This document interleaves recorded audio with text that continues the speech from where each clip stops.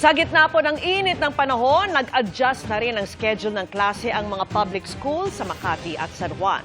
Pero ang hakbang ng isa sa mga yan, inalmahan, nakatutok si Tina Pangiliwan Perez.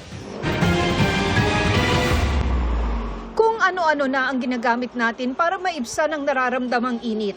Pakiramdam nyo ba nalulusaw na kayo sa sobrang init ng panahon? Sabi ng Pag-asa, titindi pa ang init sa mga darating na araw. Lagpas 40 degrees Celsius na naman ang damang init sa ilang bahagi ng bansa. 44 degrees Celsius ngayon sa Dagupan, Pangasinan. At posible pang-araw lumalayan. Pagsapit ng Mayo, may mga lugar na naglalaro between 48 hanggang 51 degrees Celsius po yung ating heat index. Dahil sa init, in-adjust ng Makati City Hall ang klase sa mga public school. 6 a.m. to 10 a.m. na lang ang pang-umaga at 3:30 p.m. to 7:30 p.m. na lang ang panghapon. Pero tuto lang ina ng isang panghapong grade 2 student na madalas daw dalhin sa school clinic dahil sa sobrang init. Kung dati 11:30 a.m. papasok ang anak, ngayon 3:30 p.m. na posibleng mas mainit. Na-stress ng hapon, nun pa lang sila papasok, gano'n. Tapos ang init-init dun sa room. Tapos tsaka sila aabutin ng gabi. Sabi niya, hala, dark na yun. Nasa school pa kami.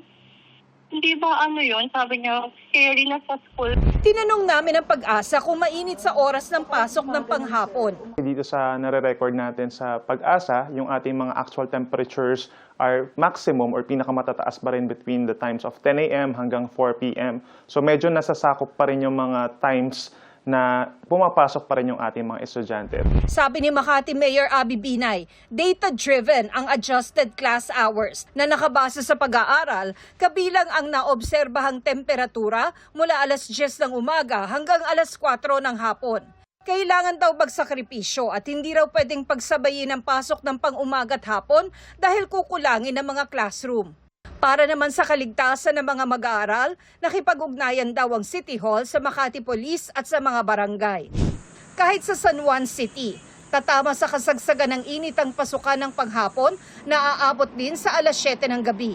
Sabi ni San Juan City Mayor at Metro Manila Council President Francis Zamora, irerekomenda niyang pagpulungan ng Metro Manila Council o MMC ang issue sa Biyernes. Hihingin ko po ang opinion ng ating mga kapwa-mayor sapagkat posibleng iba-iba ho ang sitwasyon kada paaralan at kada lungsod. Ang lokal na pamahalaan naman ng Maynila, naghahanda ng Heat Index Action Plan Matrix kung saan ililista ang aksyon sa bawat katapat na damang init tulad ng suspensyon sa klase o trabaho. Bukas naman si Pangulong Bongbong Marcos sa pagbabalik ng dating school calendar na uunti-untiin na simula sa susunod na school year. Hanggat may paraan, gagawin natin ng paraan para mapaaga at mapabilis ang pagbalik sa normal na schedule ng mga bata. Sabi ng DepEd sa bagong pahayag, iniklian na ang timeline ng pagbabalik sa dating pasukan mula sa 5 taon sa 2 taong adjustment na lang.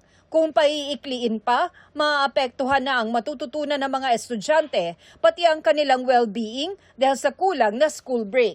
Para sa GMA Integrated News, Tina Pangiliwan Perez, nakatutok 24 oras.